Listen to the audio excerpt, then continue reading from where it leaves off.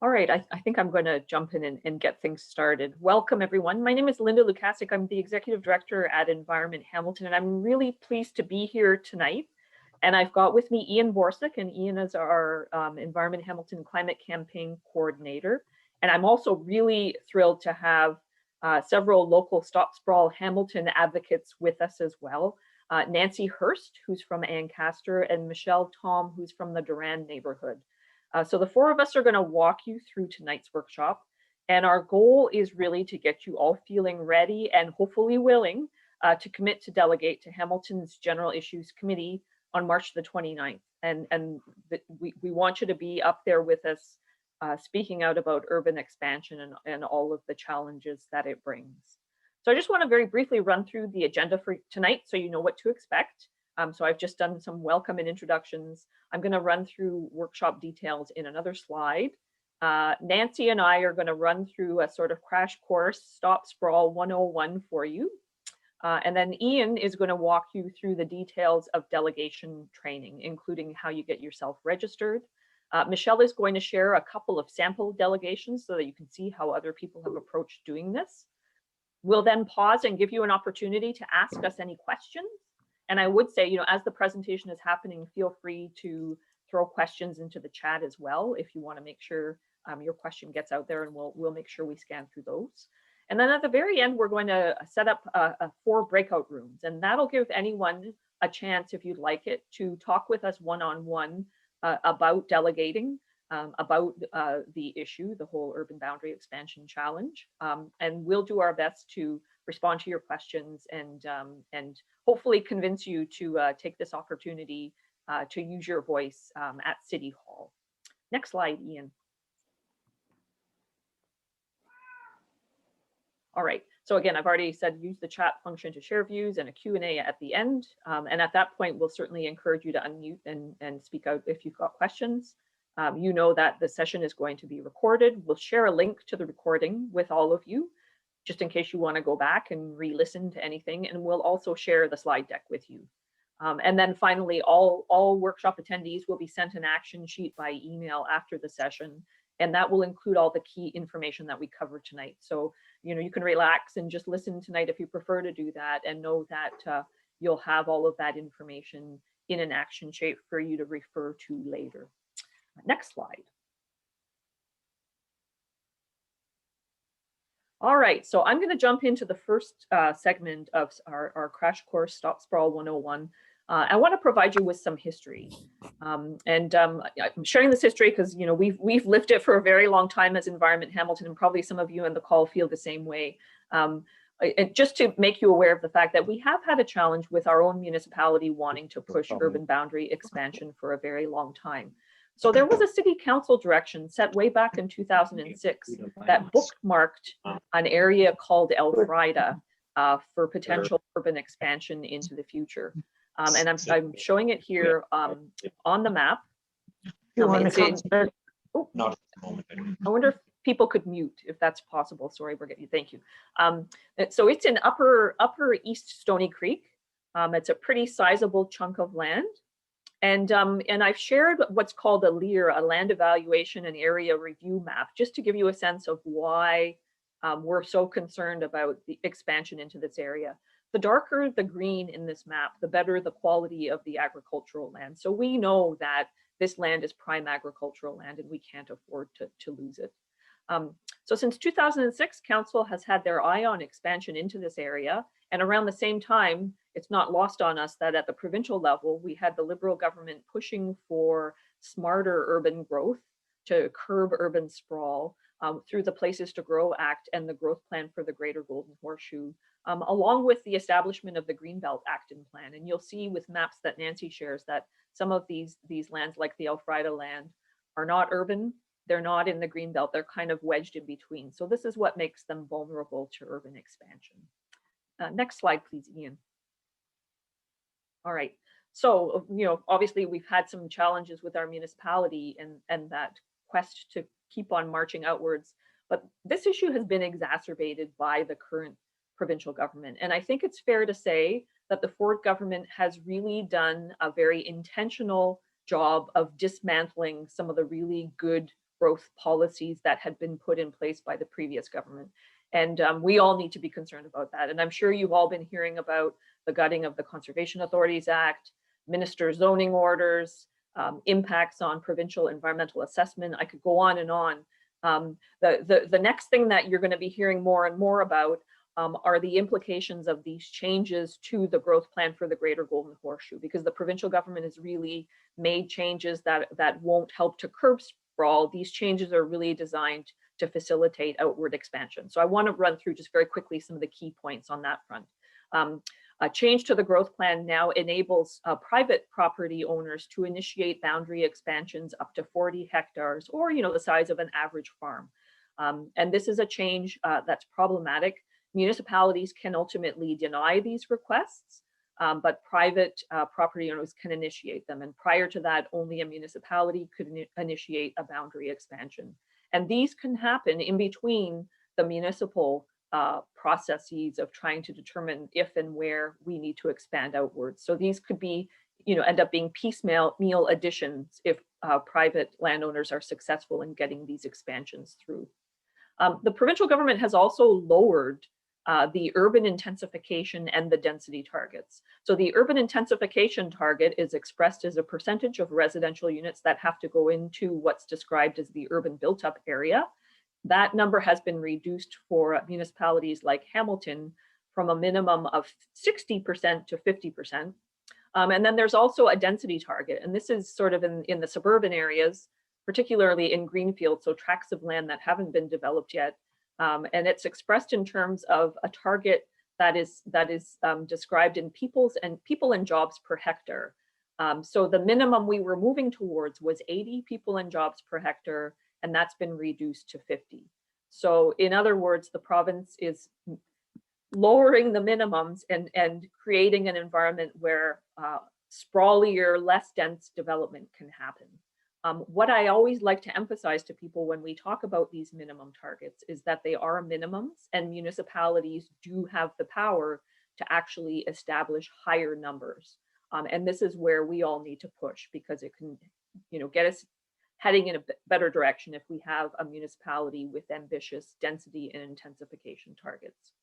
The province has also expanded out the planning horizon from the year 2041, and they've tacked another 10 years on to 2051. And so what this means is that within the growth plan, every municipality that's subject to that plan within the Greater Golden Horseshoe region has to plan to accommodate the population and jobs projections that the province puts out. So those projections now extend to 2051. So you can imagine they're higher numbers.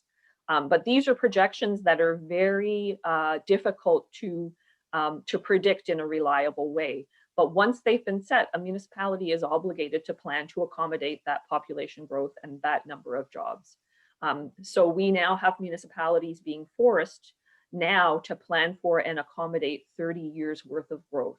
And what that also means is that if a municipality feels they have to expand their urban boundary, they have to bring all of that land into the urban area now. And we've described that as a land grab. And part of the argument is that it's not a reasonable thing to be forcing a municipality to plan over such a long time frame. And then the last point on the problem changes is the province has established something called the land needs assessment methodology, and it's exactly what you would think it is. And I've got another slide that defines it. But it's going, you go out and you calculate how much land you need to accommodate growth if you need more land. And the provincial government has reinstated market demand as a driving force versus the previous methodology that really focused on ambitious density and intensification targets as the driving force. We always say, when it comes to market demand, in many respects, that's what got us into the mess that we're in now. That sort of laissez-faire, let the market determine how urban areas should evolve and grow is what led to the sprawl that we see around us today. So a different approach is needed, and this reinstatement of market demand really takes us backwards. Next slide, Ian.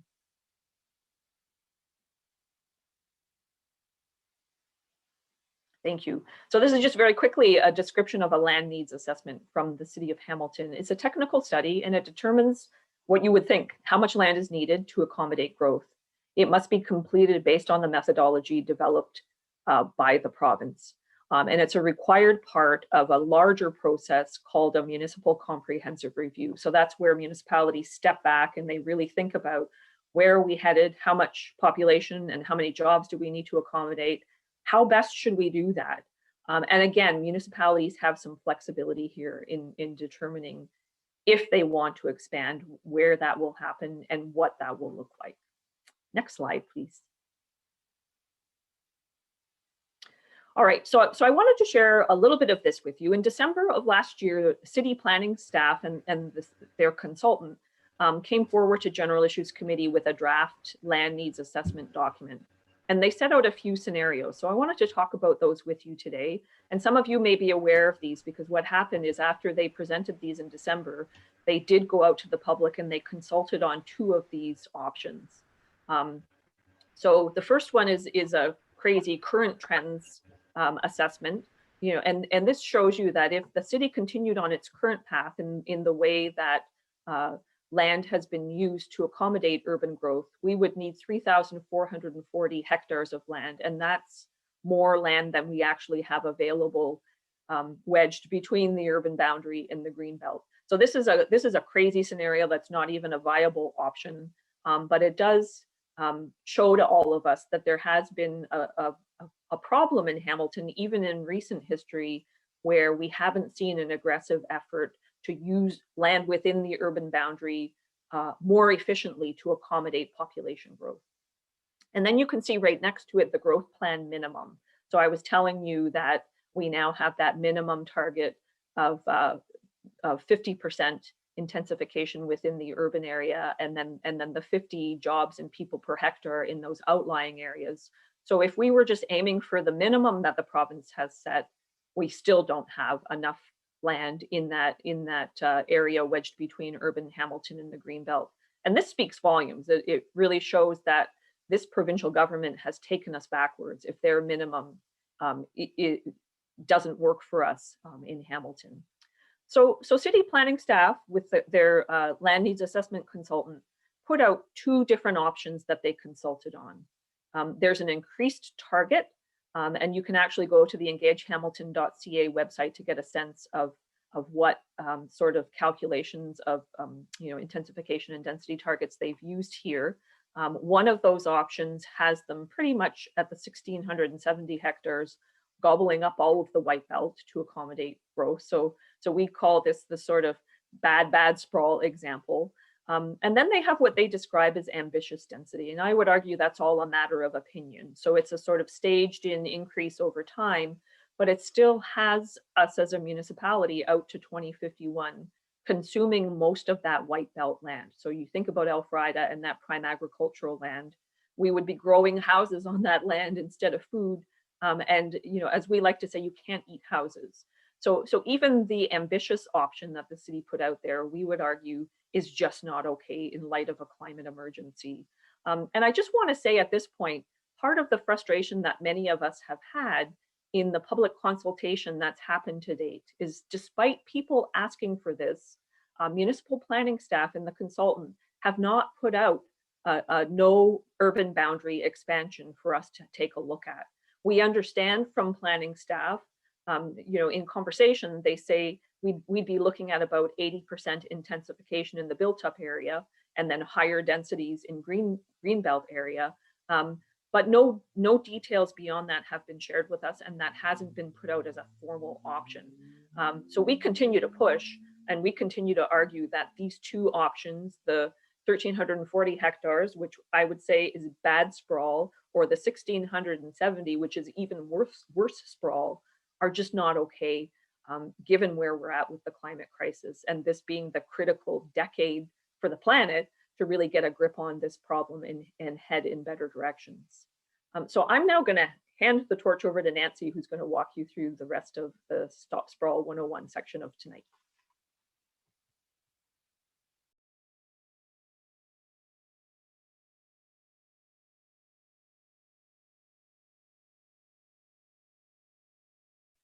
Is Nancy muted, maybe?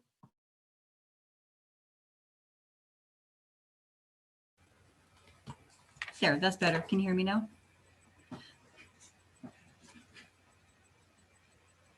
Can you hear me?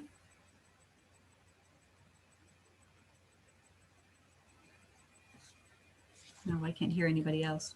Yeah, we can hear. We were giving you thumbs up, Nancy. Yeah, Sorry. sorry. Oh, We I'm can't not see us, seeing though, yeah. that thing. Yeah, Awesome. yeah, we can all hear hear you. you.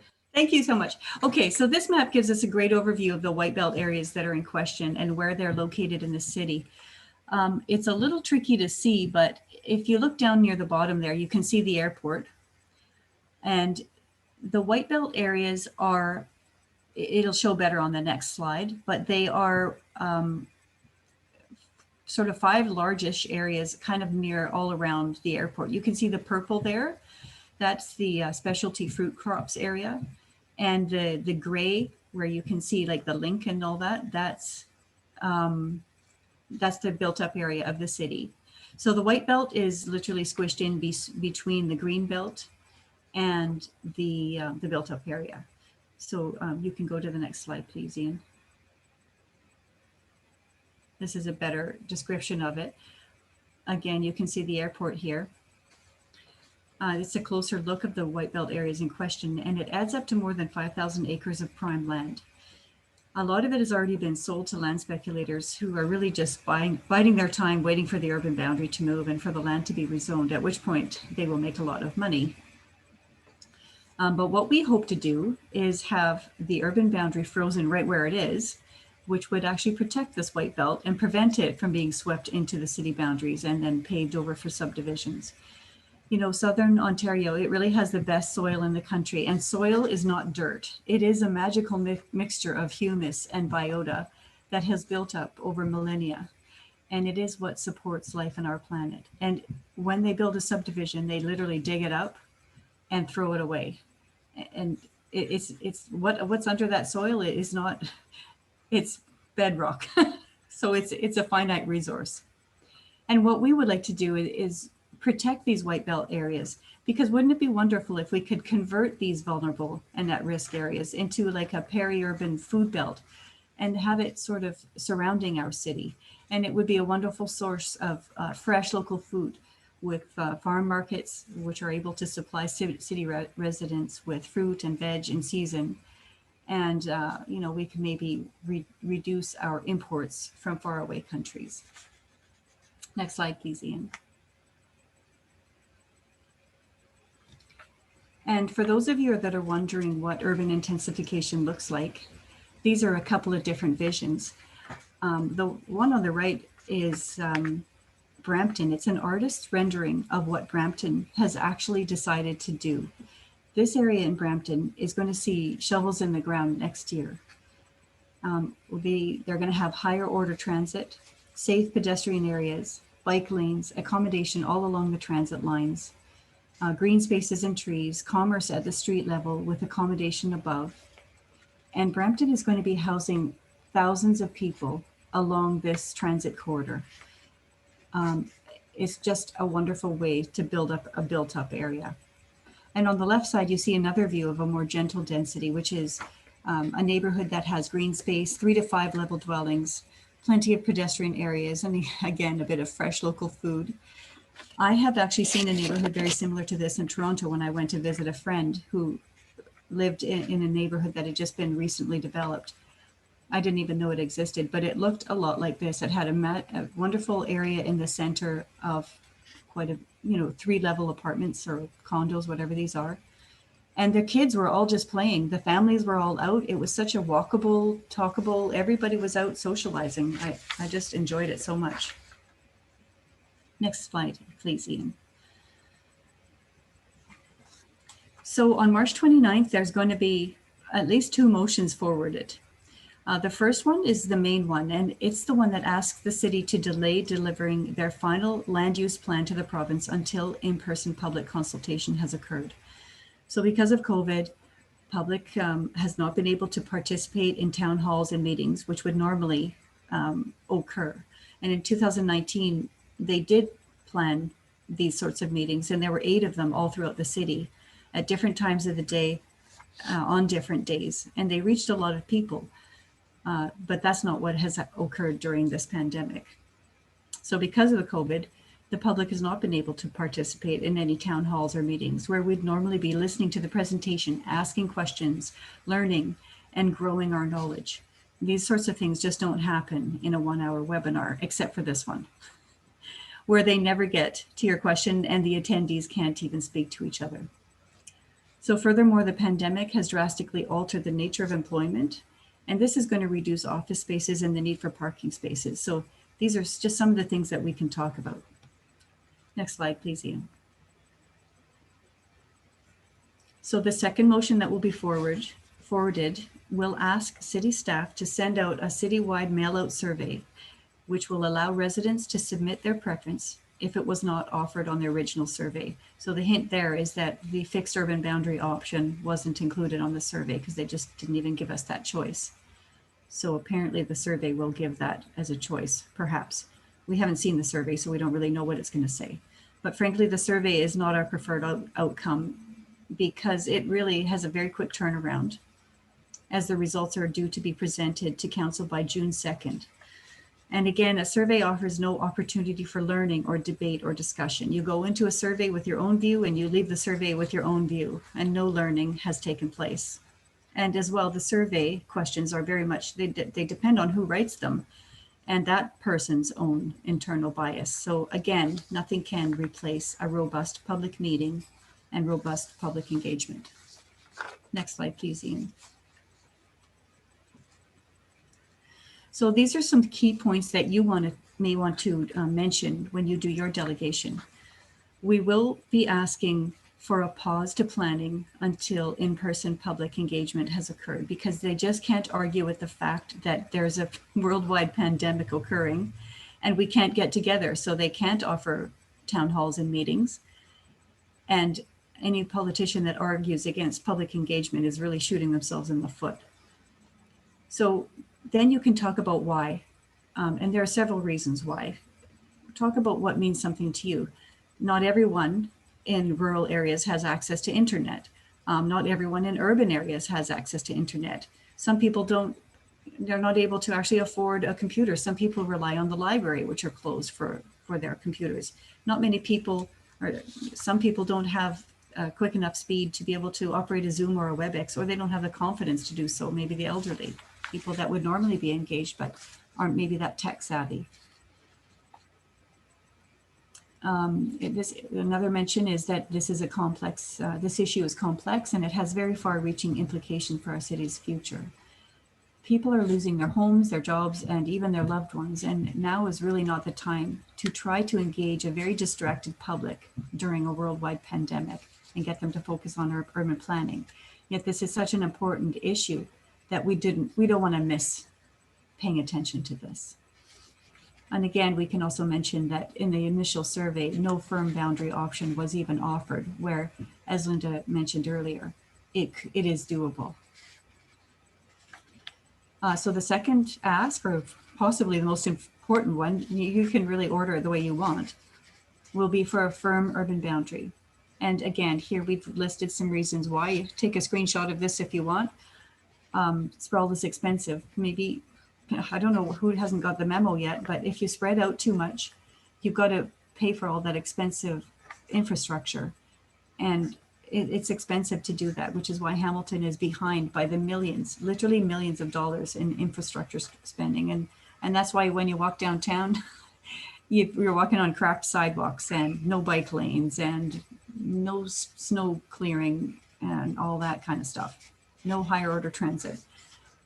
Urban expansion won't solve the housing crisis because it's the developers who set the prices. And if you had a look at a new build in Hamilton recently, you'll notice that there is nothing affordable going on. Sprawl development is obviously car dependent and simply won't help us to reduce our greenhouse gas emissions over the coming decade. And feel free to mention that Hamilton declared a climate emergency. So it means they have to actually put their money where their mouth is and do something about it.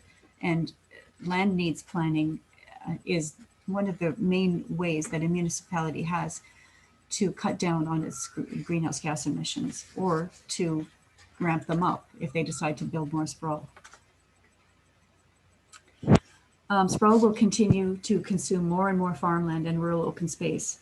And this is going to put our local food security at risk and make us much more vulnerable to extreme weather impacts. And again, why are we buying our cherries from Chile when we have the best fruit growing area in all of Canada, except for the Okanagan right here? And again, a firm urban boundary will help us to build complete communities within an urban area with higher order transit, public amenities, and all the things that you would like to have within maybe a 15-minute neighborhood. So we've listed all these. Oh, please, I think next slide. Ian, thanks. So we've listed these things here just to sort of jog your memory and make you think, oh yeah, that one applies to me in my neighborhood. Because when you're doing your delegation, you really want to just talk about your own experiences, because that way, if they do ask you a question, you don't have to have facts and figures, memorized. You just are speaking from your own experience. You don't need to be an expert in planning to know your own experience. So just choose one or two of them to talk about, and talk about something that matters to you. And that's it. I'm going to hand it over to Ian now. Thank you. Great, thanks, Nancy. So I'll be talking about the nuts and bolts of an actual delegation. So we're going to be going over what is a delegation exactly, why is delegating important, what you should talk about and what you should expect when you're making a delegation. It's important to note that I'm looking at the participants list here. There's a number of you who've already made delegations. So if some of this isn't new to you, then don't worry, we'll be through this. But if this is new to you, this is quite important. So in a nutshell, a delegation is a formal presentation that you're going to be making to our city councilors. Typically, a delegation, to be considered a delegation, is either written or it's delivered orally in person.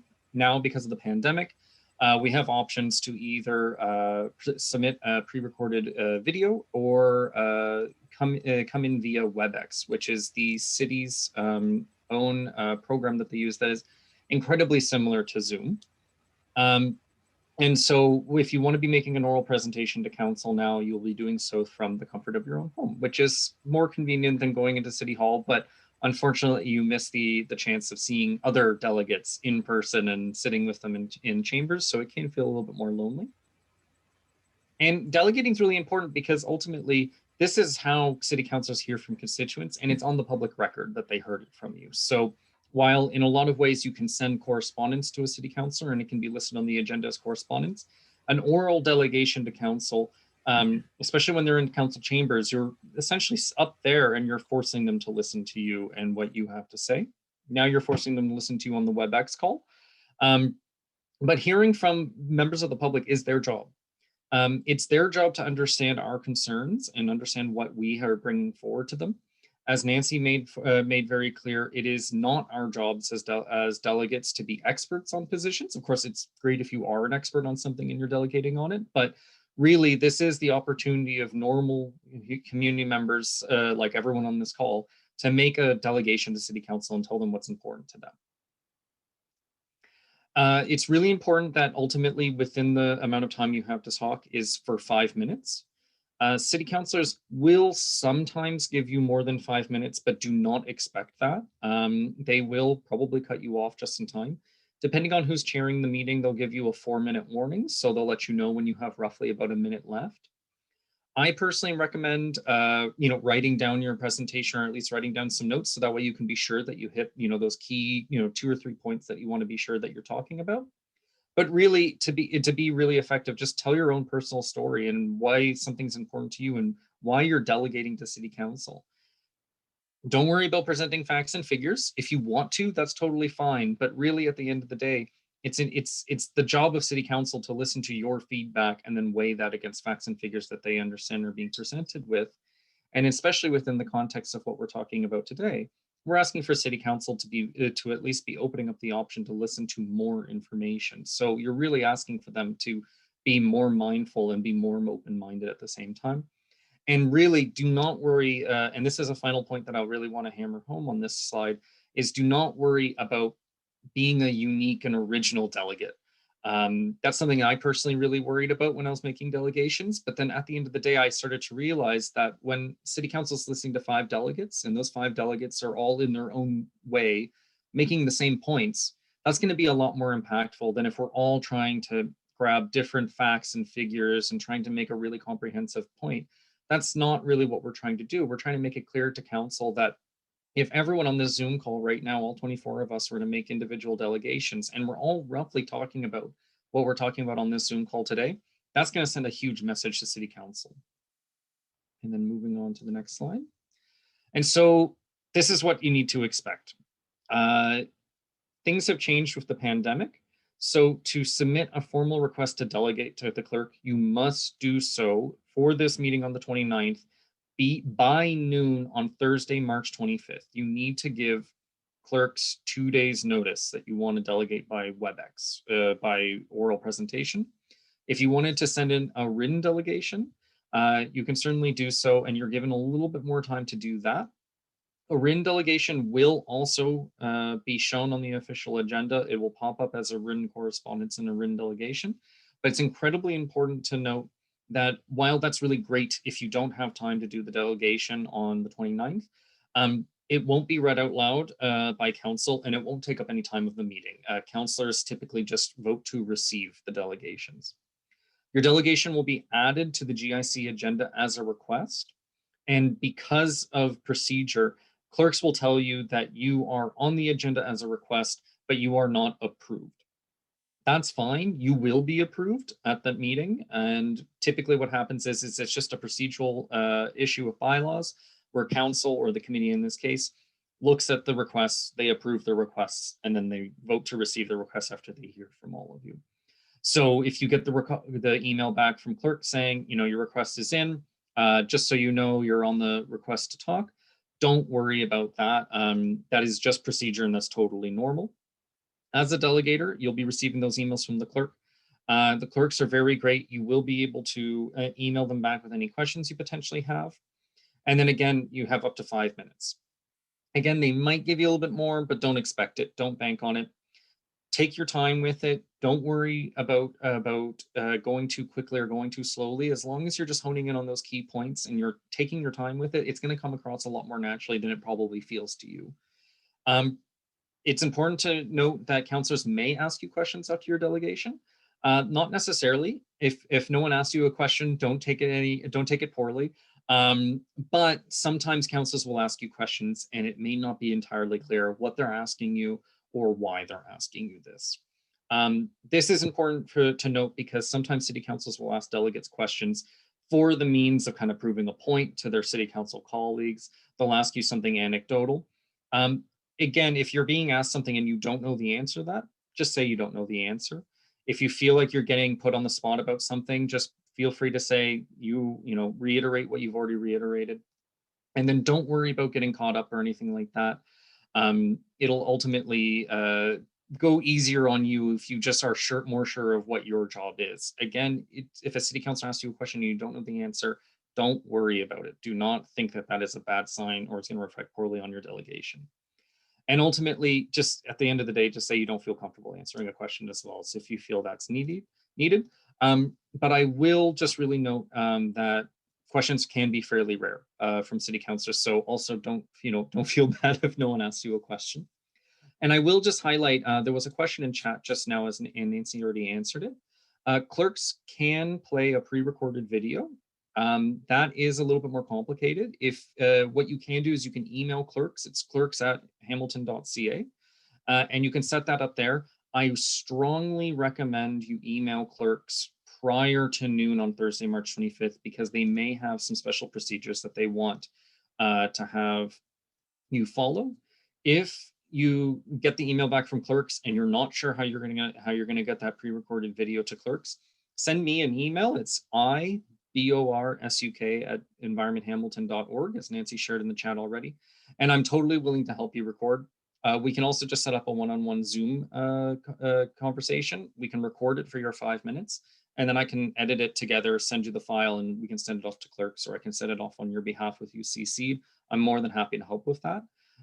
But again, if you want to go down that route, give your maybe email clerks on the Monday instead of the Thursday, just to give yourself a little bit of time, because it is, from what I understand, a rare request to clerks.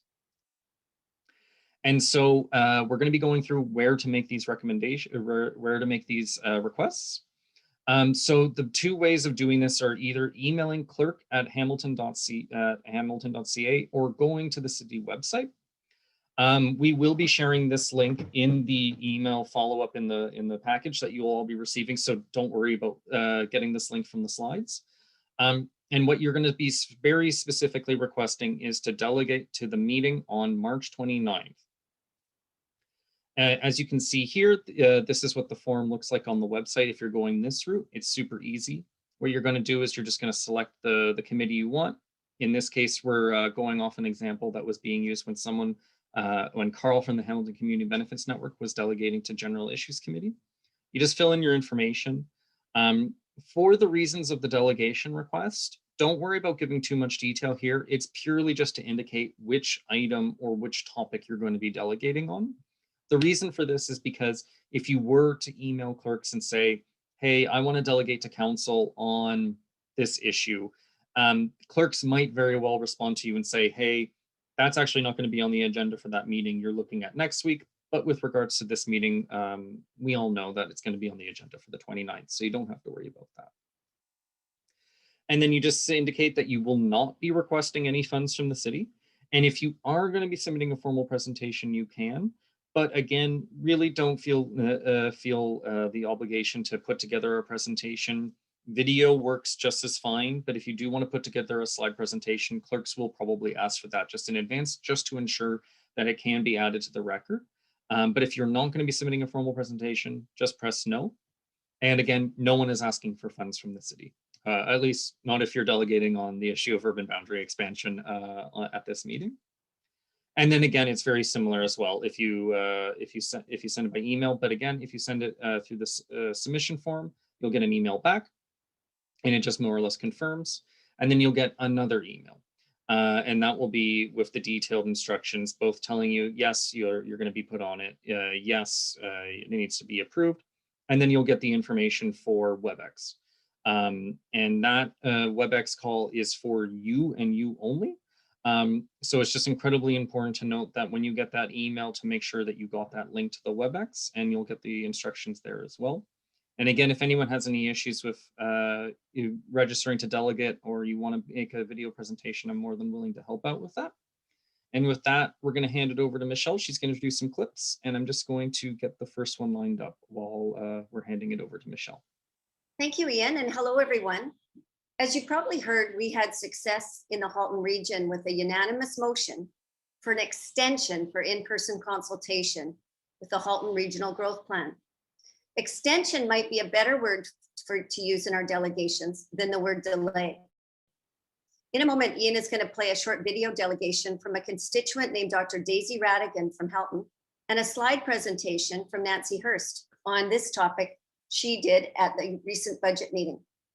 In the first video, notice Dr. Radigan's content, her pacing, and her tone. She responds well to a question from a counselor. I think she conveys confidence in her matter-of-fact response.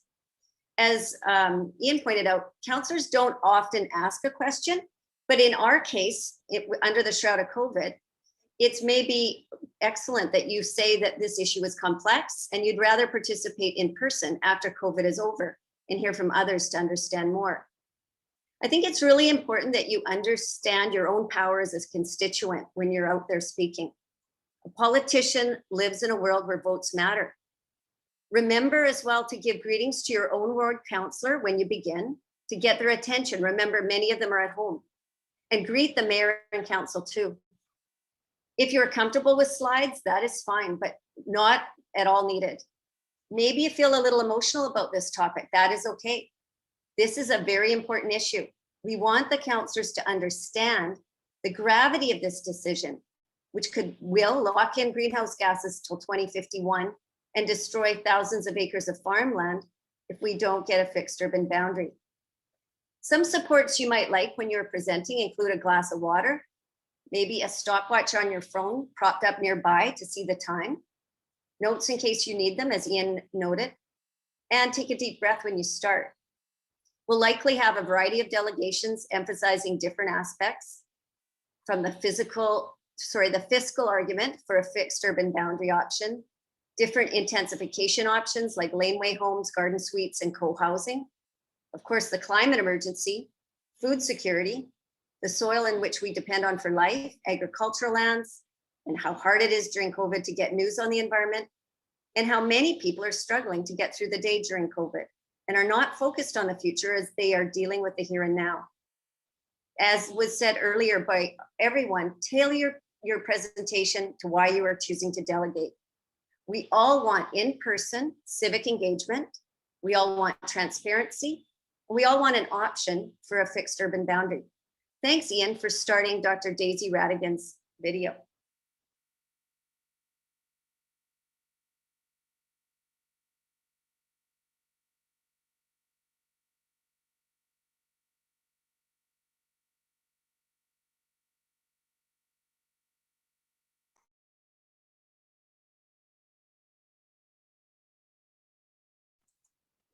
Ian, I think when you start it, you have to select with sound. We're not getting any sound.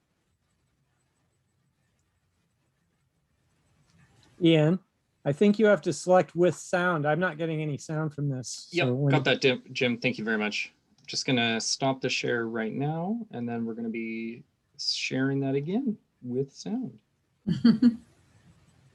Thanks for grabbing that, Jim. Thank you. Alrighty, starting again. Good morning, Regional Chair Carr and members of Regional Council. I'm representing myself as a resident of Halton Hills in Halton Region, where I have been privileged to live and teach for 44 years in the Credit River watershed. I am bonded to the land and the waters of this area, where my father dairy farmed in Sheridan, now Oakville, and also harvested mushrooms in Palermo, if you remember where that is. My father always treated farmland as precious. The vote I want from this council today is to delay the Halton Regional Official Plan review until after COVID-19 restrictions are lifted, so that the public can attend meetings in person and be part of the consultation process. Unlike other of the delegates, I've only recently become aware of the regional urban discussion papers on growth issues for public comment, which I've only briefly looked at online.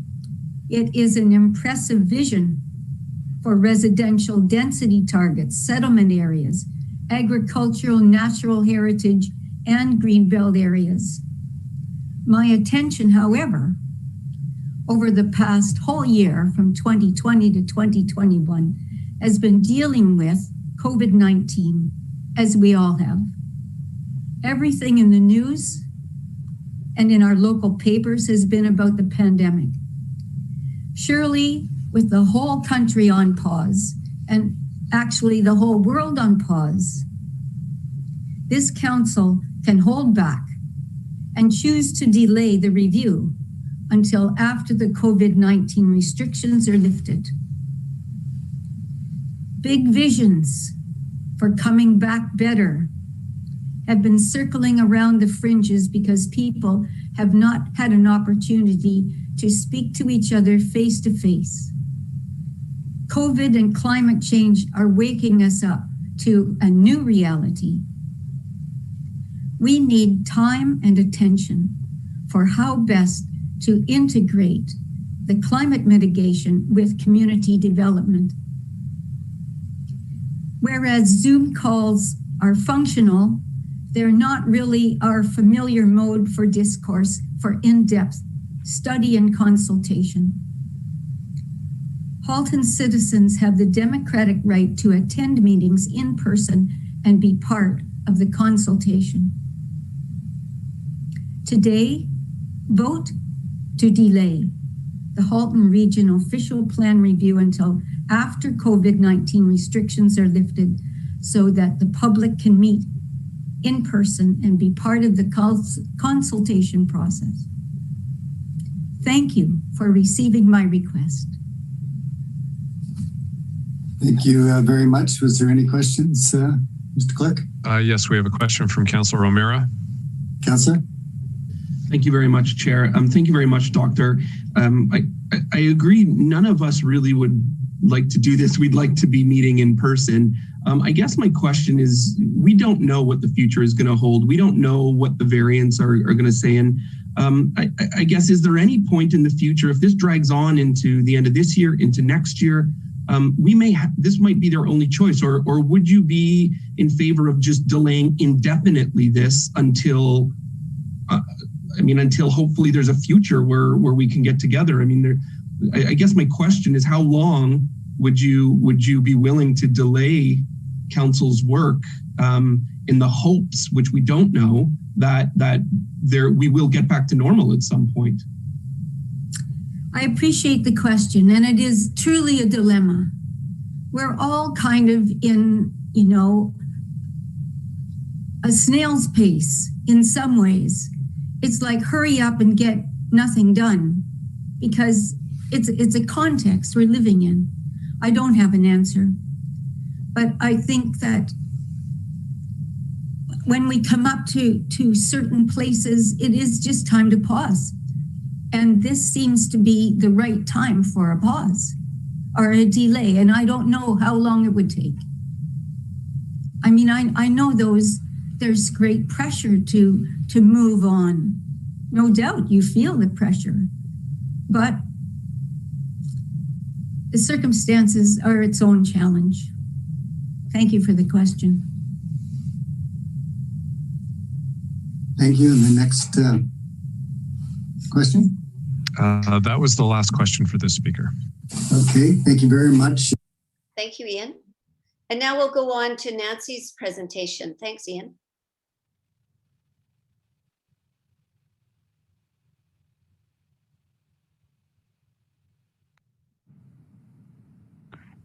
There are none. Linda, always good to see you. Thank you again for your time. Thank you so much.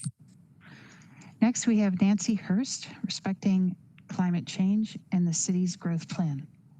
Ms. Hurst, are you with us? Hello, yes, I am. I'll turn my video on just for a sec. And then I'll turn it off again so it runs. Am I able to share my screen? I do have slides to show. Yes, if you would like to do so, please. And if you need some help, don't ask me, ask Elsie Paparella. Okay.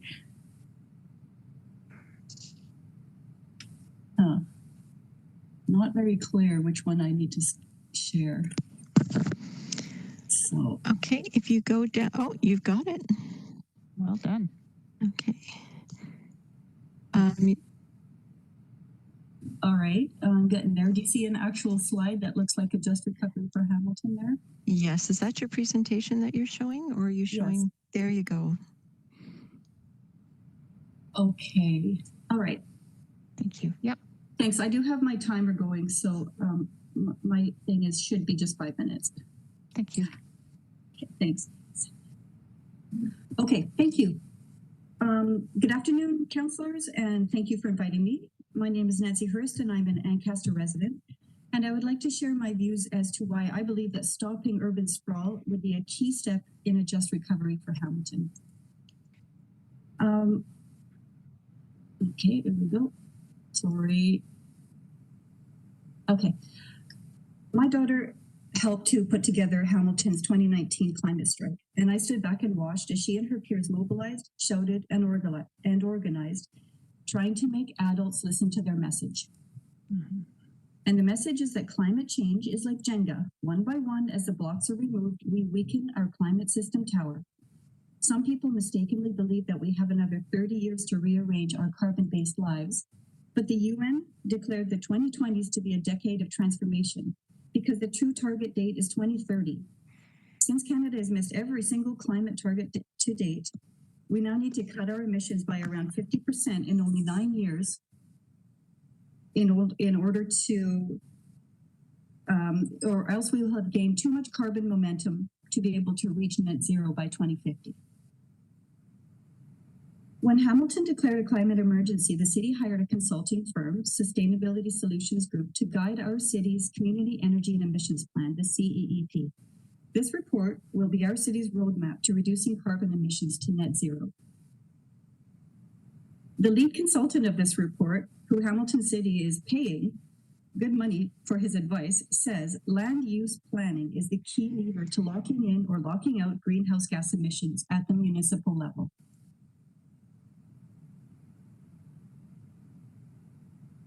If you have a look at this slide, you'll see Atlanta and Barcelona, which have roughly the same population, but vastly different footprints for each city. Atlanta's sprawl on the left means that it produces 10 times more emissions than Barcelona does.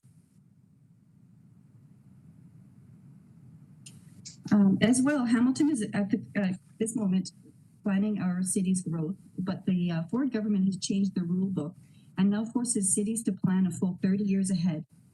Planning so far in advance, I believe, locks in potentially bad decisions into place. And I believe that the CEEP report should inform our growth plan. But to my knowledge, the growth plan will be published before our energy and emissions report is finalized.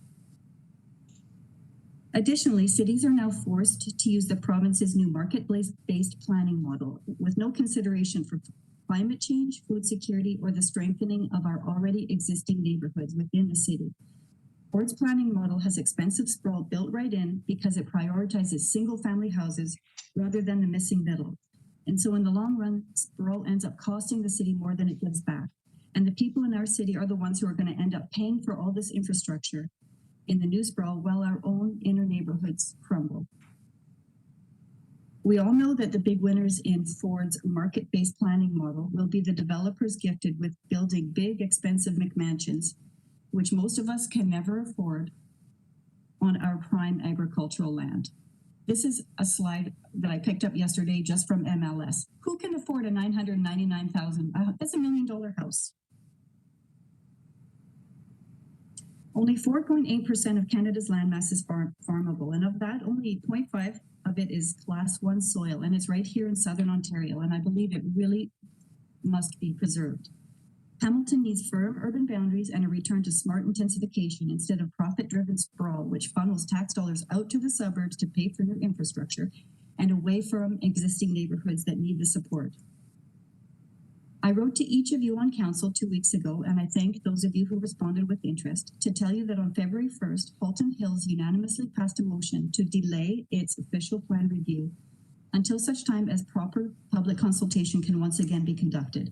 COVID has restricted in-person meetings, and many residents simply don't have reliable internet with which to allow them to delegate and be part of the process.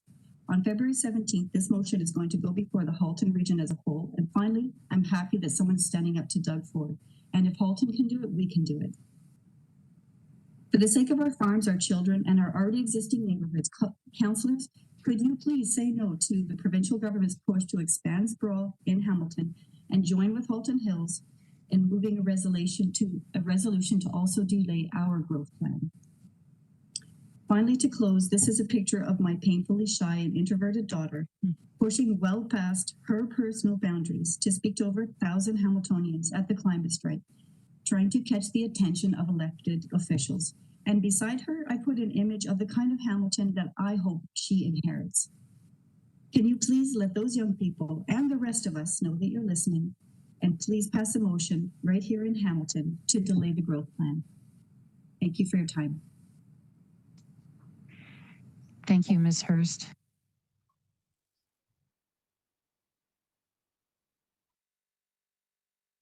Thank you, Nancy. Can we all give her a round of applause? Great. I'm going to turn it back over to Ian and Dr. Lukasik. Thanks, Michelle. Alrighty, so we're just going to remind you guys, between me and Linda, the important dates to remember. So we have up here on this, again, it's going to be taking place on Monday, March 29th, starting at 9:30 a.m. If you have requested to speak, you can watch in the WebEx program, and then after you've done your delegation, they will then, clerks will then ask you to leave, so you can get off the WebEx call and stop using up their bandwidth. At that point, you can either go to the hamilton.ca and go to the live stream part, or if you go to YouTube and you type in City of Hamilton, that's a pretty good way of finding a pretty reliable stream that I find works pretty well. But as I said in chat, it can be pretty darn quiet, and it's been getting more and more quiet. Again, to register to delegate, pre-recorded live virtual delegation, if you're going to do pre-recorded, give yourself more time than this, but it must be in by Thursday 25th at noon. Again, it's just 2 business days before the meeting, so that's just how it is. And then written delegations must be submitted by Friday, March 26th at noon. So 1 business day before the meeting.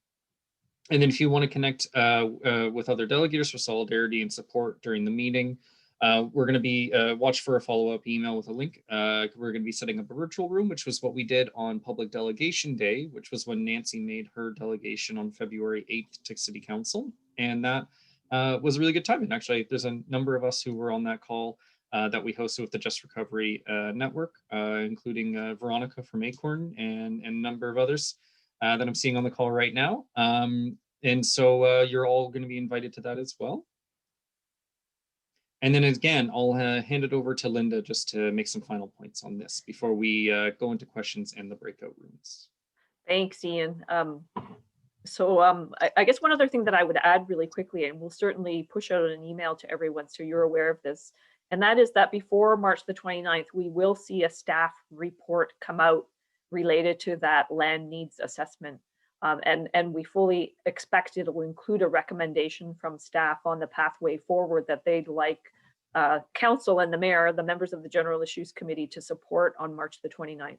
So what we will do for sure is we'll alert you all when that report is available, and we'll send it to you. And maybe what we'll do is try to give you like a condensed summary of where things are heading in terms of what staff is recommending. So just another piece of the process that we're going to go through in the lead up to March the 29th, and the information that'll frame that discussion on March the 29th. So one other thing we wanted to do today was to make I know a lot of you are already totally tapped into all of this, but for those who aren't, we wanted to make sure that we make you aware of what's happening and the efforts that are underway to raise awareness about sprawl and the impacts of sprawl. So if you haven't yet, I'm going to ask you now, please sign Environment Hamilton's petition to freeze the urban boundary. We're now over 1,100 signatures, and we'll certainly be making reference to that petition in our delegation on the 29th. So we're trying to jack up those numbers before we get there. If you'd like to learn more about some of the work that we've been doing, and again, we'll share this link in the action sheet that we email out to all of you. We do have recordings from a couple of past webinars that we've done on the sprawl issue that you can go and look at. There's the URL, but again, we'll share that. Nancy and Michelle have put together a Stop Sprawl 101 webinar, and they are happy to offer that to people. So there's an email here, holdthelinehamont@hotmail.com, and you can just send an email to that address, and they'll get back to you and let you know when the next session is that you can hop on to if you'd like to delve into more details around the sprawl challenge and the information that you need to understand. And they've also got a great presence as part of a Facebook group called Stop Sprawl Ontario. I'd highly recommend it. It's a great way to tap into not only what's happening in Hamilton, but to see that this is emerging in greater Golden Horseshoe communities beyond Hamilton. And then they've also got a fantastic Instagram account as well that we encourage you to follow. So lots of great information out there and so much work happening on a number of fronts. It's really exciting to see the very swiftly growing movement in Hamilton and beyond. I think it's really hopeful. So I guess the last piece that we wanted to focus on tonight is that Ian, myself, and Michelle and Nancy are happy to lead more focused conversations in smaller groups through breakout rooms. So anyone who would like to stay for a breakout, we'll give you, don't feel obligated, but we certainly would encourage you if you do want to ask questions. We can do our best to share experiences with delegating, share more information